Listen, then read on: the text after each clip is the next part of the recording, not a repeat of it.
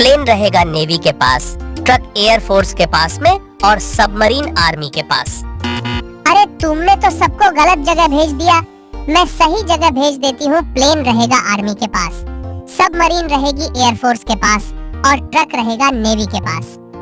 अरे अनुष्का भाभी जी, आपने भी गलत कर दिया। देखो हम बताते हैं, सबमरीन रहेगी नेवी के पास, ट्रक रहेगा एयरफोर्स के पास और प्लेन रहेगा आर्मी के पास। अरे तुम लोग पागल हो क्या? मैं अभी यह सब सही कर देता हूँ। दोस्तों, आप लोग मेरी मदद के लिए चैनल को सब्सक्राइब कर दीजिए और वीडियो को लाइक कर दीजिए। ट्रक आर्मी के पास रहेगा, सबमरीन रहेगी नेवी के पास और प्लेन रहेगा एयरफोर्स के पास।